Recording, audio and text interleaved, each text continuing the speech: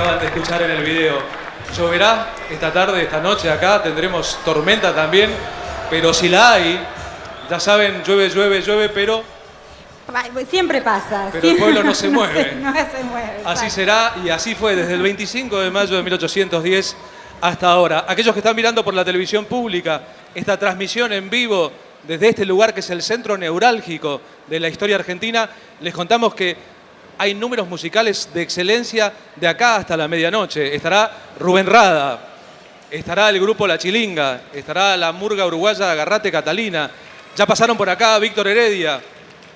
Escucharon a Franco Luciane aquí en la plaza interpretar el himno nacional. Estuvo Miss Bolivia. Hay un programa musical vinculado con la integración de los pueblos originarios, de nuestros hermanos, los hermanos de la raza negra. Hay un montón de elementos que tienen que ver con la puesta en escena de una tarde, de una noche, en que a 200 años de aquel momento seguimos pensándonos como seguros destinatarios de un destino de libertad, de justicia y de igualdad para todos, no para los mismos de siempre. Y el hecho inédito de que en esta plaza, donde todavía el cielo nos contiene y la gente puede seguir viniendo, estamos en la situación de ponernos a debatir con prestigiosos panelistas como los que ustedes ven frente a ustedes y que van a ser transmitidos a través de la televisión pública para todo el país. Preguntas y respuestas, la actualización de estos 200 años, el esfuerzo por repensarnos. Vamos a darle comienzo, si te parece, Carlos, a esta mesa. Vamos a empezar con la disertación de Hernán Brienza. Es periodista, licenciado en Ciencias Políticas, fue redactor de Política y colaborador de diversos medios, autor de diferentes libros: Maldito tú eres, el caso Von Bernich, Iglesia y represión ilegal, El loco Dorrego, El último revolucionario, solo para nombrar algunos. Y comenzamos la disertación, esta mesa de debate a cielo abierto, donde todavía no llueve y la gente se va a seguir quedando y se va a seguir acercando. Y por ahí tal vez el planteo inicial que podemos hacer es: ¿cuál es la actualización a 200 años de la Asamblea del año 13? El fracaso, las conquistas, ¿cuánto pesaron esas conquistas y cuánto camino abrieron la imposibilidad de declarar en 1813 la independencia argentina? Muy bien, señor Hernán Brienza. Enzo, para los amigos, a la cancha. Buenas noches a todos y a todas. Siempre me hago la misma pregunta, que es: ¿qué estamos haciendo acá? Y me parece que hoy esa pregunta tiene un sentido mucho más importante, porque por primera vez en muchísimo tiempo se debate, se piensa, se estudia historia en forma colectiva.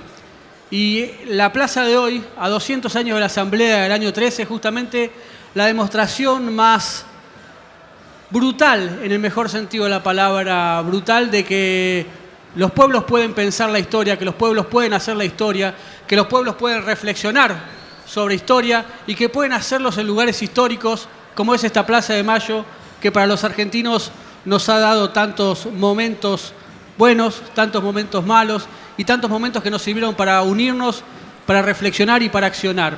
Yo les quiero hacer una invitación a todos, que es la de imaginarnos la misma Plaza de Mayo hace 200 años. En realidad, hace 200 años y unos meses, exactamente el 8 de octubre de 1812.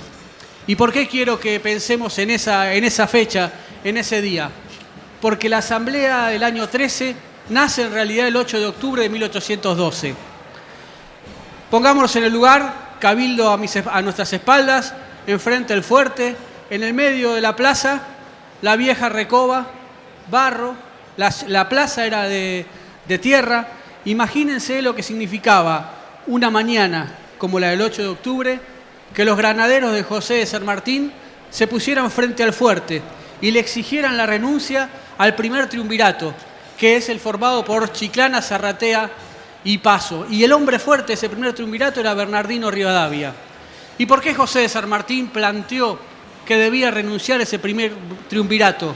Porque el hombre fuerte de ese gobierno, que era Bernardino Rivadavia, lo que intentaba era retrasar el llamado de la independencia, intentaba retrasar, negarle la posibilidad a Manuel Belgrano, que estaba combatiendo en el norte, la posibilidad de usar una bandera azul y blanca como la que había creado en Rosario.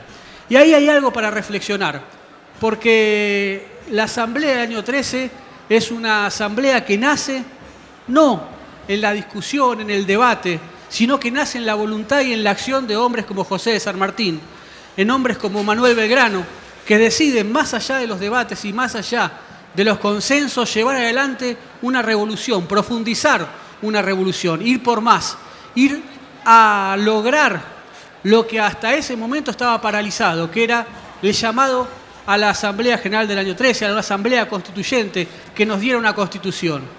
Esa forma de accionar políticamente, esa forma de hacer historia, nos tiene que llamar la atención, porque sin ese segundo triunvirato, que lo tenía Rodríguez Peña, que lo tenía Paso como miembros, a Álvarez Jonte como miembros, y que rápidamente convocaron al Congreso de la Asamblea del año 13, no se hubiera podido generar ese Congreso, esa acción. Y cuando digo Congreso, ¿a qué me estoy refiriendo? ¿Qué estamos hablando cuando hablamos de Asamblea del año 13? Hablamos de la necesidad de profundizar la independencia, profundizar la libertad, pero también profundizar los derechos humanos en nuestro país. La Asamblea del año 13, si se quiere, es el primer congreso a favor de los derechos humanos en la Argentina. Y cuando uno piensa en el primer congreso de los derechos humanos, automáticamente tiene que hacer una lógica traspolación en estos 200 años, en estos 2 siglos de historia de retrocesos y de avances en materia de derechos humanos, pero también en materia de derechos políticos, de derechos civiles, de derechos sociales, porque eso es la Asamblea del año 13 con sus contradicciones, con sus internas, con sus discusiones, con la derrota de los sanmartinianos, con la victoria de Carlos María de Alvear, que era quizás el porteño más irredento, el que más ligazón tenía con los intereses británicos en el Río de la Plata. Aún con esa derrota al interior de la Asamblea del año 13, la Asamblea tiene en las primeras sesiones, en los primeros meses, una capacidad transformadora que pocos hechos políticos tuvieron hasta el Congreso de Tucumán en 1816. Uno puede pensar en esas transformaciones como el límite o la limitación al mayorazgo, y uno dice, ¿qué es el mayorazgo? Es la herencia que tenían los hijos mayores que dejaban sin posibilidad de herencia a los hermanos menores. Y entre esa ley del mayorazgo y las leyes que impulsó el primer gobierno peronista respecto de la igualdad entre los hijos naturales y los hijos de familia, hay una ligazón. Cuando uno piensa en la igualación de los derechos de los pueblos originarios con los criollos, uno está pensando también en la igualación y en un gran problema que seguimos teniendo los argentinos, que es el problema de la negritud. ¿Por qué? Porque no se pudo abolir la esclavitud en ese 1813 por la presión de Portugal, por la presión de Gran Bretaña, por las timideces de quienes, la timidez de quienes llevaban adelante el Congreso, la Asamblea del año 13. Sin embargo, se implantó algo.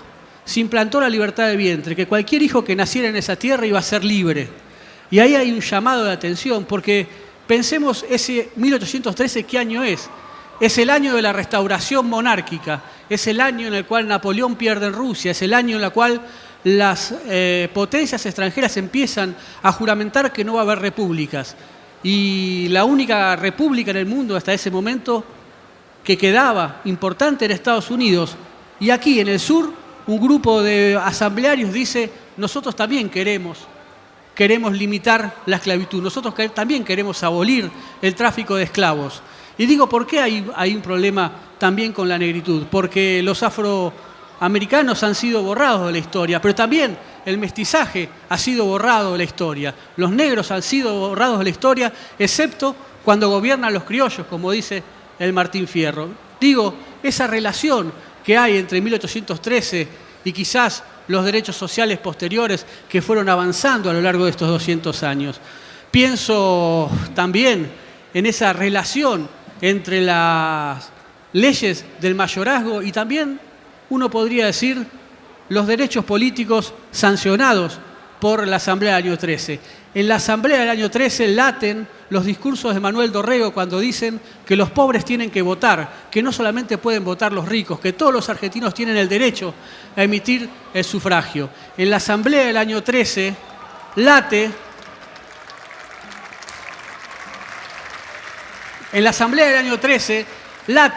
la ley Sáenz Peña del voto universal, secreto y obligatorio, arrancada por los radicales a la oligarquía del momento. Y digo arrancada porque fue arrancada con la Revolución de 1890, de 1895, de 1903, de 1910. Esa ley fue arrancada por las armas, no fue arrancada por el consenso. Hay que pensarlo en estos términos, en términos revolucionarios también, qué significó la ley Sáenz Peña. El voto femenino, el voto de la mujer en 1949, late la Asamblea del año 13, sin dudas. Y cuando uno piensa en la abolición de las torturas, en la destrucción de los elementos de tormento, uno no puede más que pensar en las madres de Plaza de Mayo que daban vuelta y vuelta en el año 77, 78 en busca de sus hijos. Pero tampoco puede dejar de pensar en el proceso que se lleva adelante desde el 2003 en los juicios y el castigo a los responsables por los delitos de lesa humanidad en la Argentina. En cada condena que se hace a un genocida, late la Asamblea General del año 13. Pero hay más todavía, porque la ley de mayorazgo también tiene que ver con los derechos civiles, tiene que ver con el matrimonio igualitario. Y hay más todavía, porque cuando la Asamblea del año 13 dice y decreta la libertad de imprenta en Argentina, en las Provincias Unidas de Río de la Plata, y a mí me suena, ¿qué es eso de libertad de expresión? ¿Qué es eso de libertad de imprenta? ¿Y qué es eso de ley de medios de comunicación audiovisual? Cuando uno piensa en la ley de medios de servicios audiovisuales, está pensando y está discutiendo también la Asamblea General del año 13.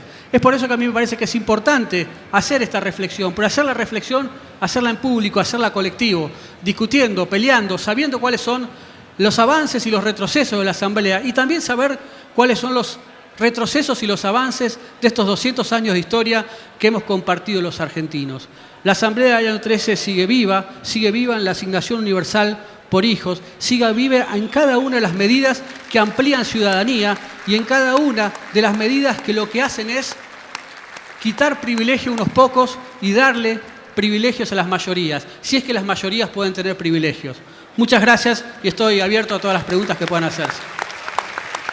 El señor Hernán Brienza, que como se verá, habla como un libro abierto, porque además ha escrito y seguirá escribiendo muchos libros. Nos hicieron creer que la historia ya estaba, que era una cosa que no había que tocar, que era inmodificable. Nos hicieron creer, los dueños de la historia oficial, que la historia no se debatía y que debatir ideas no es bueno, que en una sociedad tiene que estar todo en calma.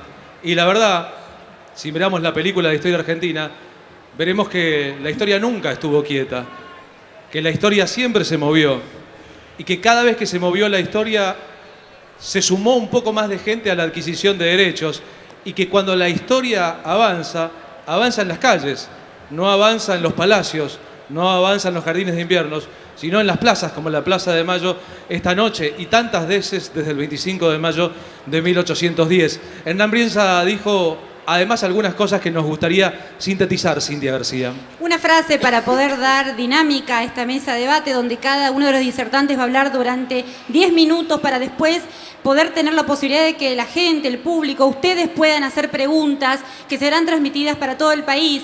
Una frase que rescato de Hernán Brienza es: uno no puede dejar de pensar en las madres de Plaza de Mayo que daban vuelta alrededor de la plaza. Agregaría que hoy es jueves y hoy a las 3:30 de la tarde las madres de Plaza de Mayo dieron la vuelta a la Plaza de Mayo, actualizando, como dice Hernán Brienza, la Asamblea del año 13. Vamos a seguir con esta mesa de debate. Será el turno de la historiadora Araceli Bellota, vicepresidenta del Instituto de Revisionismo Histórico Manuel Dorrego, directora hace 5 años del Complejo Museográfico Provincial Enrique Udaondo en Luján. Araceli Bellota es historiadora y periodista. Bien, le agrego yo, afrodescendiente y cantora de tango en los ratos libres. Adelante, Araceli. Buenas tardes a todas y a todos. La verdad que esta experiencia de una discusión a cielo abierto en la Plaza de Mayo no la había imaginado nunca y en verdad es una respuesta a ese largo camino de libertad, de igualdad, soberanía, que comenzó en 1810 y que fue teniendo diferentes hitos, ¿no?, a lo largo de la historia nuestra. Porque la historia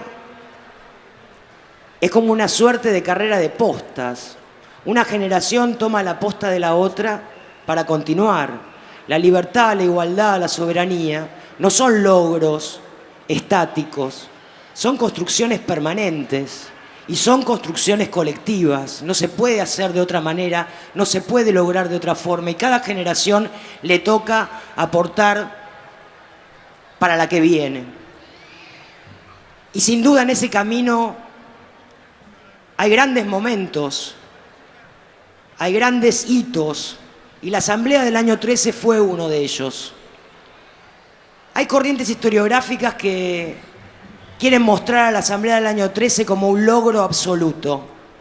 Y otros le responden, no, no fue un logro, porque en verdad fue convocada para sancionar una constitución, para declarar la independencia y no lo hizo. Hay otras corrientes historiográficas que dicen, bueno, la verdad que las medidas que tomó la Asamblea del año 13 no eran originales, algunas habían sido tomadas antes, otras la copiaron de las Cortes de Cádiz. En verdad fue una suerte de medidas para la tribuna, como diríamos hoy, para entretener al pueblo, porque se retrasaba la sanción de la independencia y el pueblo quería la independencia. Ahora bien, ¿por qué la Asamblea retrasó esa independencia? A pesar de que pudo sancionar otras medidas que significaron igualdad, libertad y demás. Y acá está bueno ver las contradicciones de los momentos históricos, porque en el fondo esas contradicciones son las mismas que nos tocan hoy a nosotros en nuestro tiempo enfrentar, en esa construcción de libertad, de igualdad y de soberanía. Ustedes saben que existía la Logia Lautaro. La Logia Lautaro era una sociedad secreta donde se reunían los revolucionarios.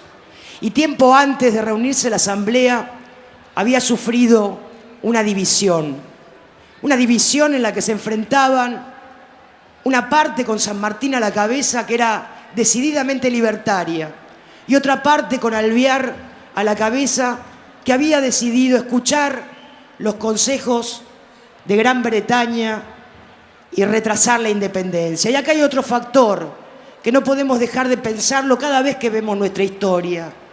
La influencia de los poderes económicos que siempre tuvieron intereses en estas tierras y que siempre influyeron para que se tomaran medidas que favorecieran a ellos y no a nosotros. ¿Por qué Inglaterra no quería la independencia? Bueno, era aliada de España en contra de Francia. Pero fundamentalmente porque le interesaba en estas tierras el libre comercio para sus propios intereses.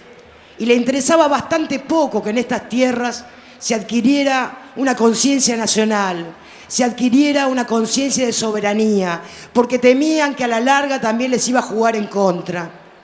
Por eso libre comercio sí, independencia no. Y ese poder británico tenía colaboradores locales, que era la burguesía mercantil porteña, ligada a los intereses del puerto, en detrimento de las provincias, los mejores aliados para imponer esa política británica. Así fue que se retrasó la sanción de la independencia y la de la Constitución Nacional. Sin embargo, se pudo sancionar la libertad de vientres, no abolir la esclavitud, aunque se incorporó un artículo en el cual decía que cualquier esclavo, viniere de donde viniere, por solo pisar este suelo, era absolutamente libre. Por supuesto, el embajador inglés en el Brasil, Lord Stranford, presentó una propuesta y dijo que debía derogarse ese artículo porque se podía producir una estampida de esclavos desde el Brasil hasta estas tierras y porque además los propietarios brasileños no podrían venir aquí con sus esclavos. Y entonces esa cláusula se derogó. Pero sin embargo también se pudo sancionar el fin de la encomienda. Es cierto que la encomienda ya no regía en el territorio que estaba bajo el poder de la Asamblea, seguía rigiendo en el Perú, que estaba en poder de los españoles. Pero también es cierto que hacía nada más que 15 años, Tupac Amaru II después de su sublevación en Tinta, que se extendió hasta nuestro territorio actual, las provincias de Salta y Tucumán, se había rebelado junto con su esposa, Micaela Bastidas, para pedir que se dejara de maltratar a su pueblo, para que se dejara de explotar a los pobladores originarios en las minas y en los campos. Y la respuesta había sido su encarcelamiento, la horca y después el descuartizamiento de su cuerpo para que tomaran cuenta los demás pueblos del territorio que quisieran rebelarse.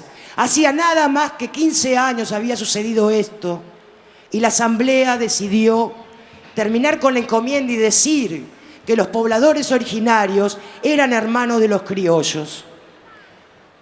Con la tortura ocurrió lo mismo. Hay documentos que demuestran, por ejemplo, el Cabildo de Córdoba hacía poco había admitido que era común azotar a los negros o a los gauchos ante determinados delitos para corregirlos. Pero resulta que ante los mismos delitos, si los cometían los blancos, podían sortear el castigo con multas. A los negros y a los gauchos se los azotaba. La Asamblea copió una ley de las Cortes de Cádiz, introdujo elementos de tortura que no se usaban en estas tierras. Por ejemplo, el perrillo. El perrillo era una suerte de bozal. Aquí no se usaba esto. Y olvidó poner, por ejemplo, el potro y el cepo, que sí se usaba aquí. Prueba está que ha sobrevivido muchos. Vayan al Museo de Luján y van a ver los cepos en los calabozos que todavía se exponen ahí para mostrar la brutalidad de la tortura. De todas maneras, la Asamblea del año 13 dijo: aquí se terminó, la tortura es inhumana y nadie tiene derecho a aplicarla sobre ningún ser humano, sea de la condición que fuere.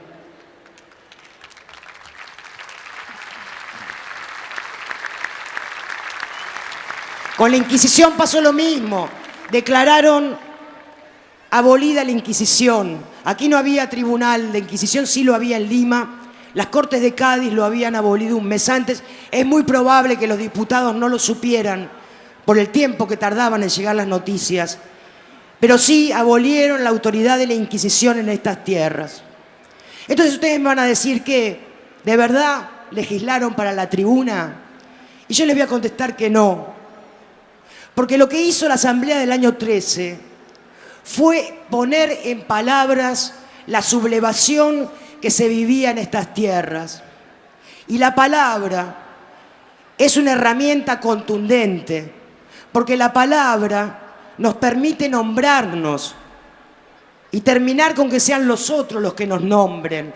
La palabra nos permite tomar nuestras definiciones y dejar que sean los otros los que nos definen.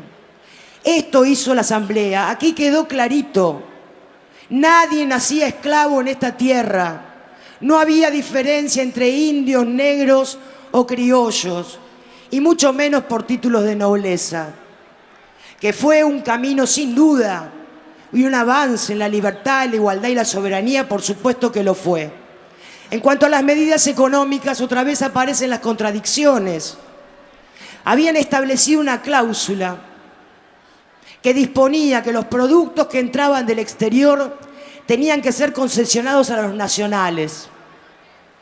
Otra vez el poder británico metió su cola y el triunvirato le pidió a la Asamblea que derogara esa cláusula, porque se iba a crear desconfianzas en los mercados de Europa y no iban a querer venir los capitales a estas tierras que estaban azotadas por la inseguridad de la guerra. Argumento conocido y repetido a lo largo de los años con las mismas intenciones.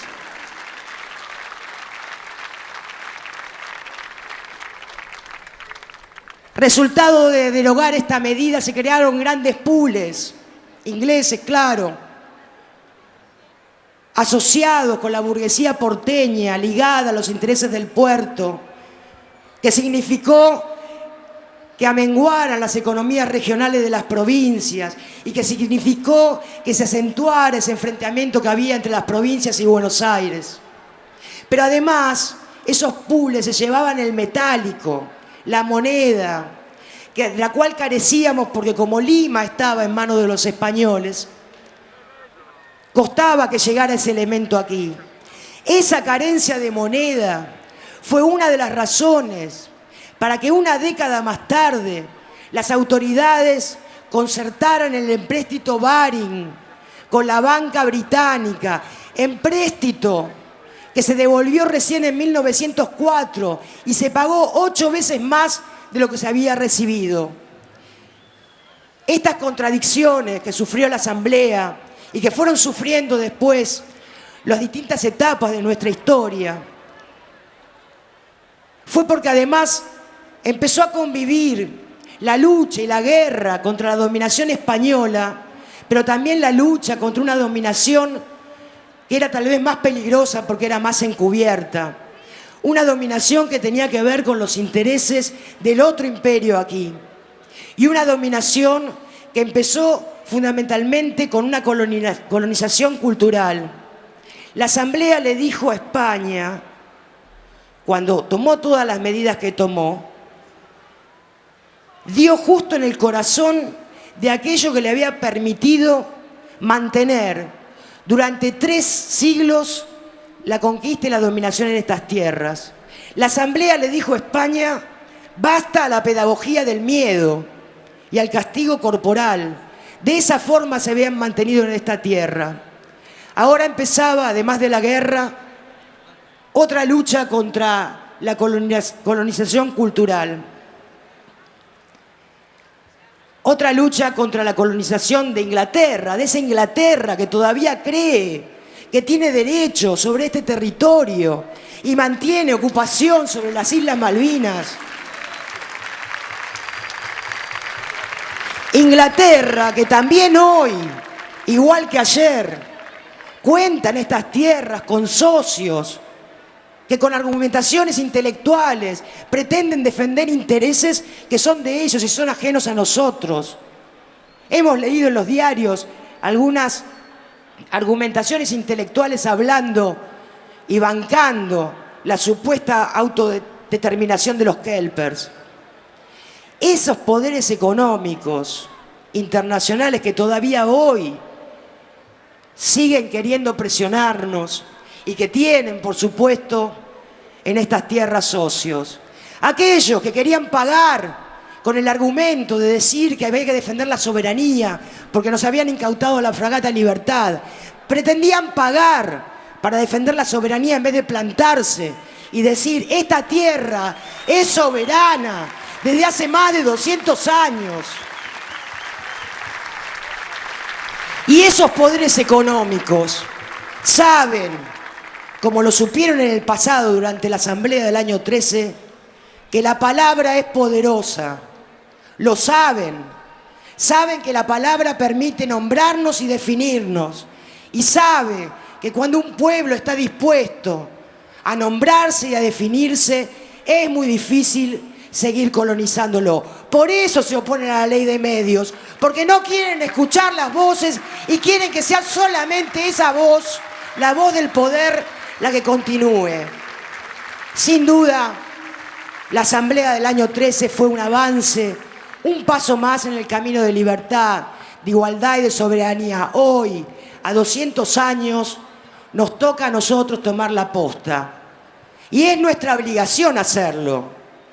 Por los que se jugaron antes, durante estos 200 años, en todas las etapas de nuestra historia, y por los que van a venir, porque es nuestro deber, igual que los del pasado, dejarles una patria más justa, más libre y más soberana. Muchas gracias.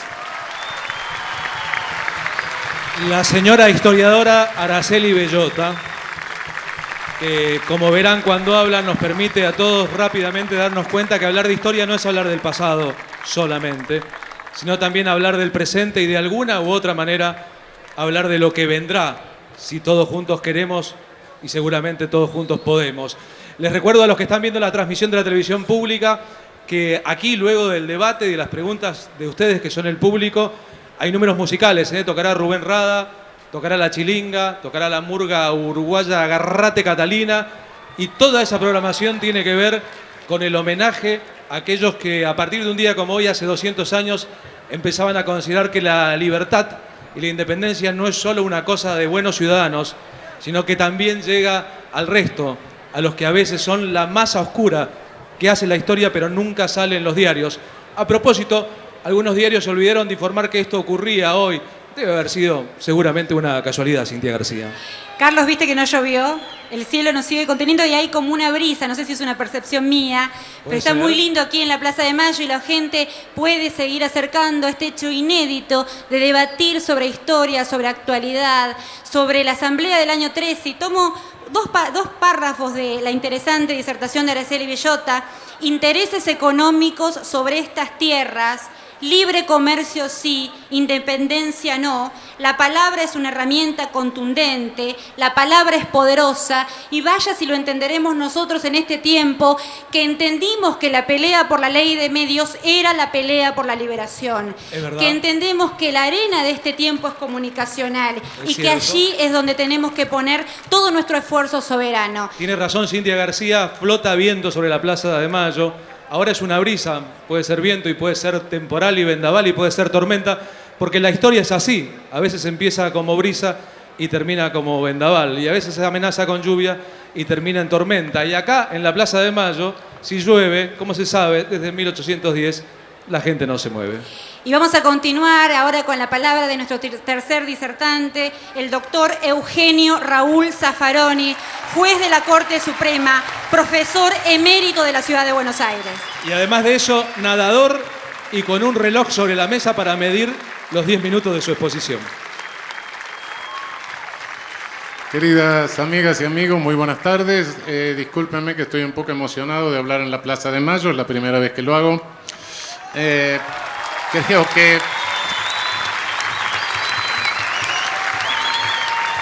Creo que un hecho histórico nunca es simplemente un hecho pasado. Hay muchos hechos pasados que no tienen nada de histórico. Lo histórico creo que es justamente cuando un hecho pasado vive o condiciona de alguna manera nuestro presente. Y más allá de todas las críticas y de todas las limitaciones y de los parciales fracasos de la Asamblea del año 13 que han expuesto y que no osaré insistir, mis ilustres colegas de mesa, la Asamblea del año 13 vive en nosotros porque de alguna manera nos definió dos modelos de Estado con dos pretendidos modelos de sociedad respectivos que fueron dividiendo la historia argentina a lo largo de 200 años.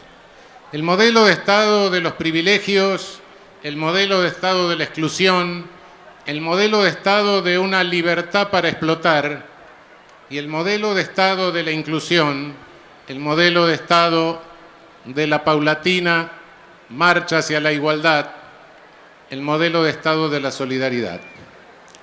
Los dos modelos de Estado transitan nuestra historia y dividen nuestra historia. Solo que a lo largo de esa historia se nos han confundido los marbetes.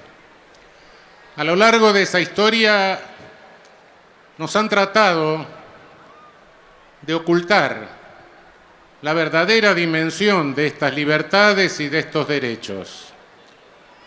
Estas libertades y estos derechos eran los de nuestros próceres. Eran las libertades y los derechos no solo de la Asamblea del año 13, de San Martín, de Bolívar, de Sucre. Eran los derechos de aquellos que, sí, había teorizado Mariano Moreno, pero vivenciaban San Martín y Bolívar porque vivenciaban la composición pluriétnica de sus ejércitos. Vivenciaban el color de la piel de los pueblos que los aclamaban. Y nuestros próceres fueron asaltados, fueron robados, salteadores de caminos.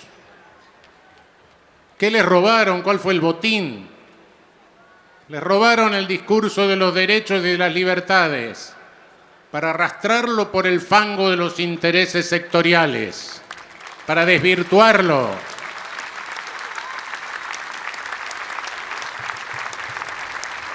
Asaltantes y asesinos. ¿Cómo terminó Moreno? Una rara indigestión en el medio de un viaje. ¿Cómo terminó Bolívar? Se lo llevó la tuberculosis un rato antes que intentaran matarlo de nuevo.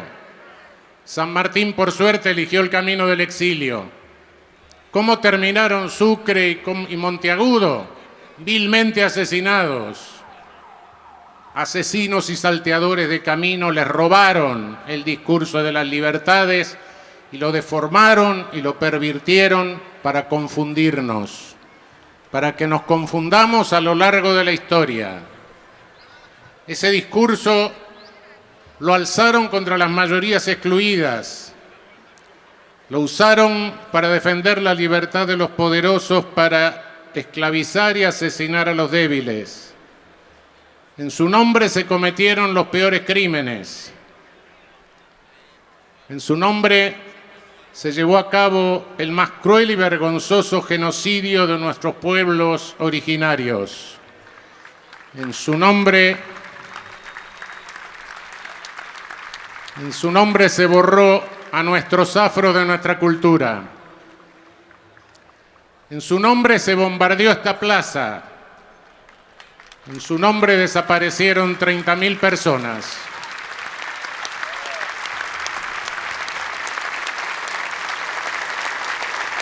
Pero lo que debe brillar por fuerza tiene que brillar, y hoy venimos a recuperar el verdadero sentido humanista de los derechos fundamentales a la libertad, a la igualdad, a la fraternidad.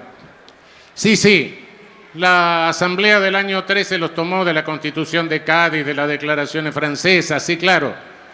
Si nadie tiene el privilegio ni la exclusividad de llevar la luz de la humanidad, no, pero la declaración fue argentina. La declaración fue argentina y la conciencia de la humanidad es universal. Claro, no se compaginaba con la realidad, tuvo poca importancia. Nunca una declaración se compagina con la realidad. Justamente una declaración es un programa. Y si hace un programa es porque la realidad hay que cambiarla.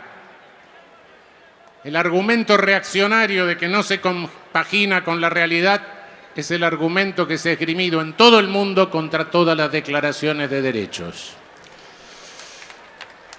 En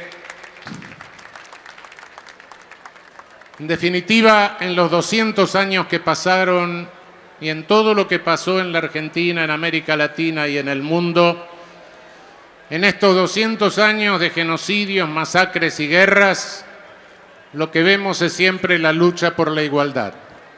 Lucha por la igualdad entre estamentos, clases, en lo interno de las sociedades, lucha por la igualdad entre las naciones, luchas entre centro y periferia, siempre luchas por la igualdad. Y la discriminación, claro que no ha muerto, ni el racismo tampoco, no se crean. No murió con la libertad de vientres, ni con la igualdad de nuestros originarios, ni con la supresión de los títulos nobiliarios. El racismo muestra su cara tétrica cada rato, aunque los bienpensantes saben que no deben invocarlo, solo que a veces se le escapa algún exabrupto. El racismo vive, lo piensan, solo que saben que no lo deben decir.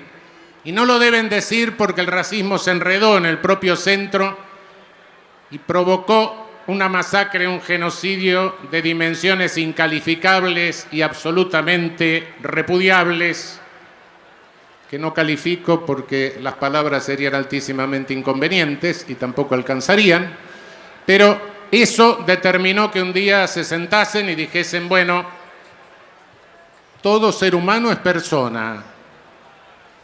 Valiente cosa, necesitaron miles de años para decir eso.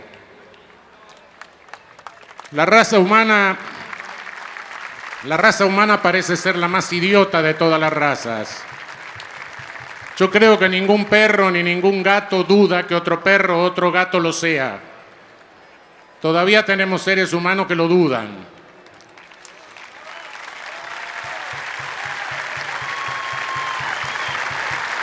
A partir de 1948, desde el centro del poder planetario, se vienen teorizando los derechos humanos.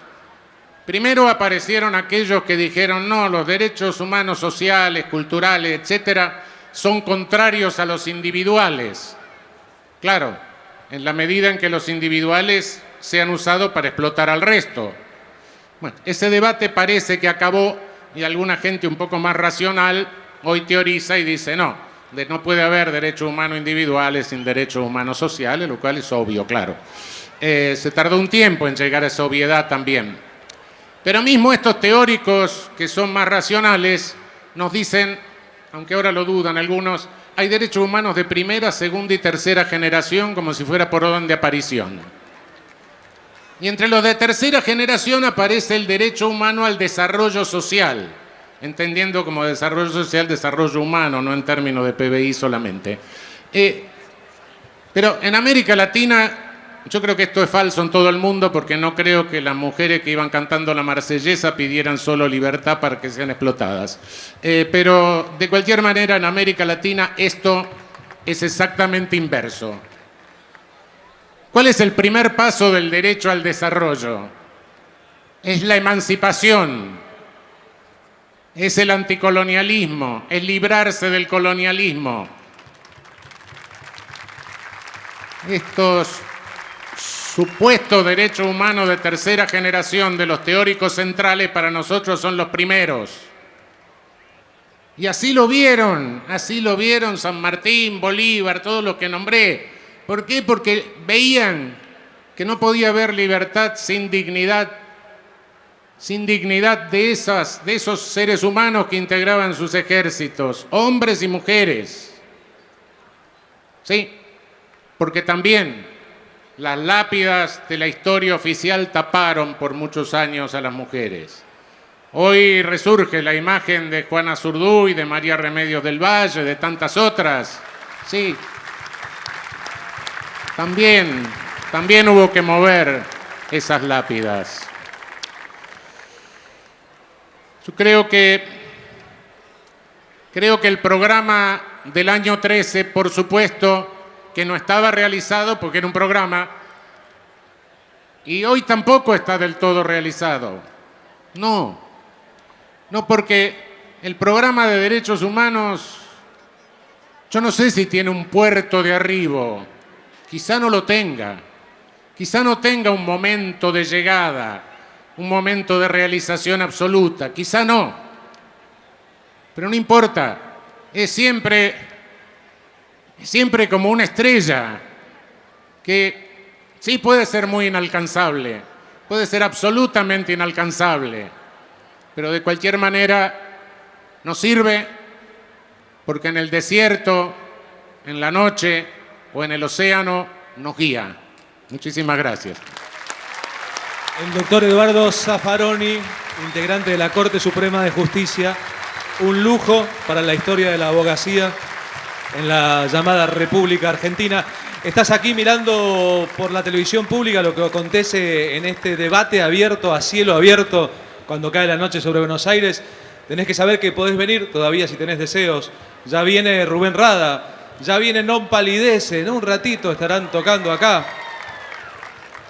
Pero tenemos ganas de reseñar además un poquito de todo lo interesante que acaba de decir el doctor Zaffaroni.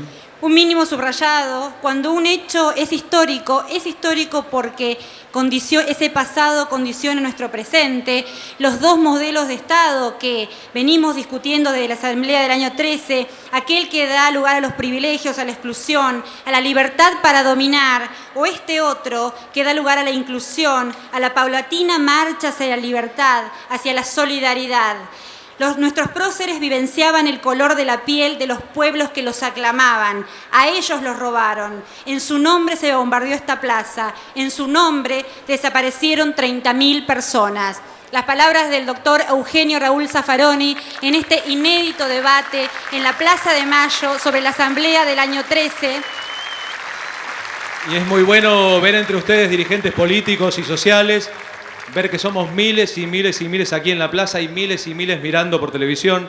Es bueno que esté el vicepresidente Amado Boudou aquí con nosotros, el vicegobernador de la provincia de Buenos Aires, Gabriel Mariotto, que hay ministros, secretarios de Estado, diputados, senadores, músicos, artistas, muchísima gente interesada porque la historia no sea solamente eso que después los diarios cuentan, sino que la historia sea aquellos que nosotros lideramos y protagonizamos.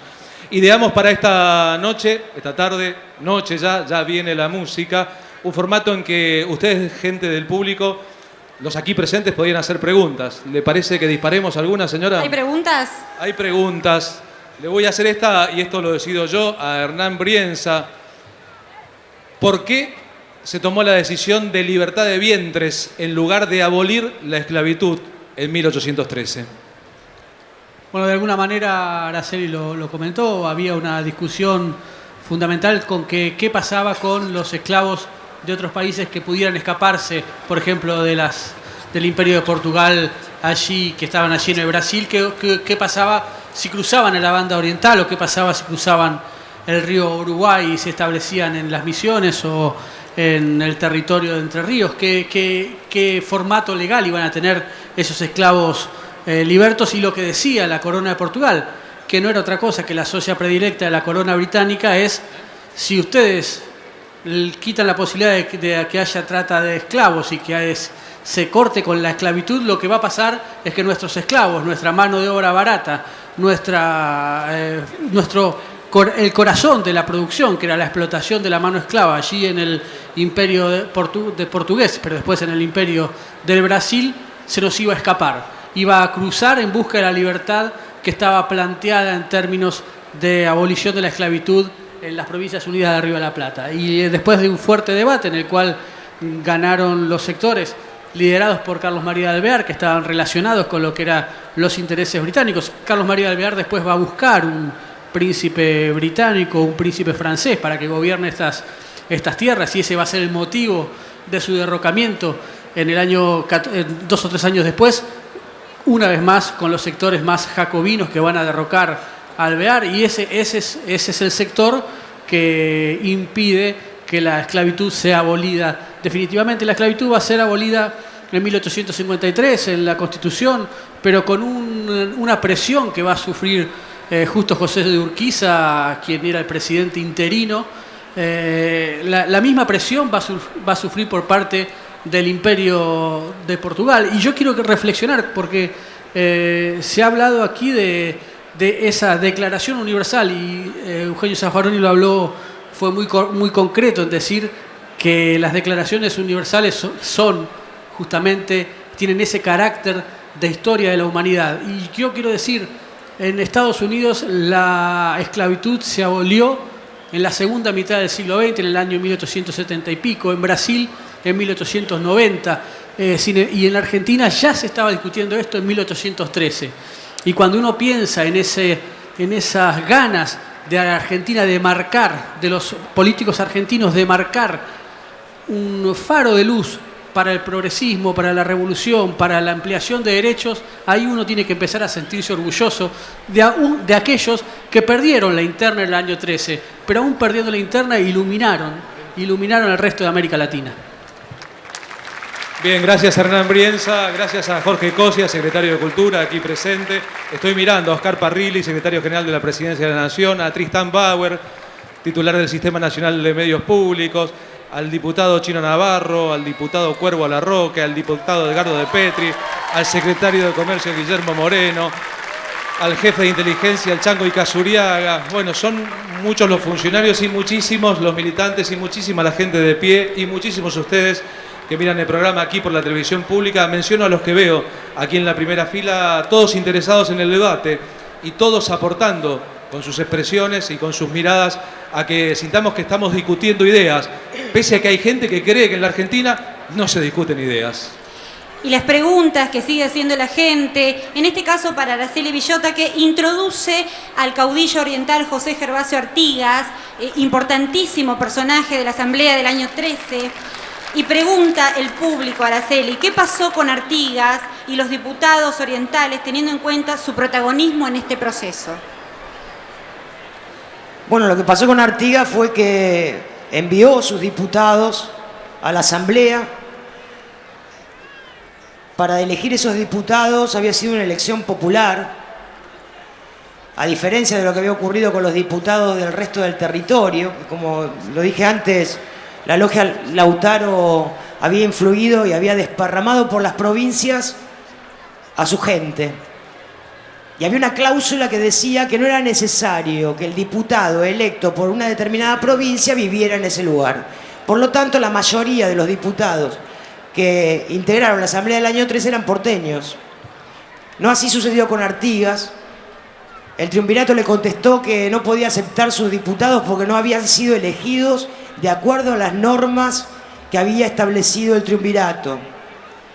Y por lo tanto fueron rechazados. Y eso significó que Artigas planteara claramente un enfrentamiento con el gobierno de Buenos Aires. Él va a decir después: mi lucha es con los porteños, con el gobierno de Buenos Aires, nunca con el pueblo de Buenos Aires. Y en verdad Artigas se erigió en el primer caudillo federal, en plantear la necesidad de una confederación de provincias. No lo que había sucedido de 1810 en adelante, que el resto del territorio estaba manejado desde Buenos Aires, que hasta las juntas se nombraban desde Buenos Aires en las provincias. Y Artigas se erigió en el primer caudillo federal, que además va a confluir con su grito de independencia sin ninguna vuelta, igual que San Martín, igual que Belgrano, igual que Güemes. Y en verdad Artigas es el gran negado de nuestra historiografía oficial. Si uno lee los textos tradicionales, Artigas aparece como un gaucho bruto que apenas sabía hablar y hasta un bandolero. Y en verdad lo que fue el líder del pueblo oriental que incluyó en algún momento no solamente a lo que hoy es el Uruguay, incluyó Entre Ríos, Corrientes, Las Misiones, Córdoba, Santa Fe. Artigas reunió un congreso en 1815 en el Arroyo de la China, hoy Concepción del Uruguay, nuestra, donde todas estas provincias juntas declararon la independencia. Y sin embargo, nuestra historiografía oficial siempre ha figurado como la única declaración de la independencia, la de 1816, donde casualmente no participaron ninguna de estas provincias de los pueblos libres, como se llamaban, y que se la habían declarado un año antes. Y declararon la independencia de las provincias unidas del sur, igual que lo hizo después el Congreso de Tucumán. Este ninguneo para Artigas no es casual. Marcarlo como un gaucho bruto y hasta bandido, cuasi un ladrón, significa que, bueno, cuando se construyó nuestra historia, se construyó el relato de la historia fundamentalmente para crear un determinado modelo de país, donde el federalismo no tenía cabida y donde la representación popular tampoco, ¿no? Bien, seguimos con el procedimiento de darle lugar a las preguntas que han formulado ustedes, presentes en esta asamblea a cielo abierto, para discutir, para debatir y para aprender historia. Esta es para el juez Eugenio Eduardo Zaffaroni. ¿Cuál es la importancia, pregunta un asistente, de una buena conducción política a la hora de la conquista de derechos? Bueno, por supuesto que sin conducción política no hay conquista de derechos. La conquista de derechos es una lucha política, sin lugar a dudas, que después se va plasmando jurídicamente. En esa conquista de derechos, en esa lucha política, los latinoamericanos tenemos nuestros propios caminos. Son caminos diferentes. No puede ser el mismo camino el del centro que el de la periferia. Nuestros caminos pueden a veces tener defectos. Pueden no ser tan cerradamente programáticos, dogmáticos, como pretenden serlo los del centro, que tampoco lo son del todo, pero no importa. Nuestros caminos en el siglo XX, si hacemos el balance latinoamericano, nuestros caminos han sido los populismos, no quepa la menor duda. Sin ellos no sé si nosotros sabríamos leer y escribir. Con todos sus defectos, con todos sus problemas, con todas sus contradicciones, no los neguemos. pero sí fueron los que ampliaron la base de ciudadanía real. Sin eso seguiríamos con las repúblicas oligárquicas de comienzos del siglo XX. Bien, les agradecemos principalmente a los tres oradores aquí que nos han hecho pensar, además de habernos informado de aspectos que desconocíamos. Les vamos a ofrecer el último aplauso de esta multitud que colma la Plaza de Mayo. Y ahí están todos de pie. Hernán Brienza, Araceli Bellota, Eugenio Raúl Zaffaroni. Una mesa de debate a cielo abierto sobre la Asamblea del año 13. Y acá sigue la actividad después del debate. Agarrate Argentina, que toca Agarrate Catalina. Claro que sí, sigue la fiesta. Muchísimas gracias a todos ustedes, a Polimeni, a Cintia García, a los que participaron de este debate. Seguimos en esta noche tan especial, porque hay mucho más por compartir. Y lo que se viene ahora es el ritmo del candombe. Va llegando. Afro-uruguayo, señores, esos representan una parte de Alsina, que es el barrio que recibe más afrodescendientes en el parte de Uruguay. Señores, ahí candombe afro-uruguayo, irá la candombe en un ratito, está subiendo al escenario para empezar a hacer sonar esos tambores que estuvieron calentando. También está preparándose y no empalidece, así que aquellos que todavía no se acercaron hasta la plaza pueden ir haciéndolo. Queda un rato todavía por compartir acá, con muchísimas ganas, emoción. El debate que se acaba de producir ha sido muy bueno. Se ha podido dilucidar muchas cuestiones que tenían que ver con esto que hablábamos anteriormente de la reflexión.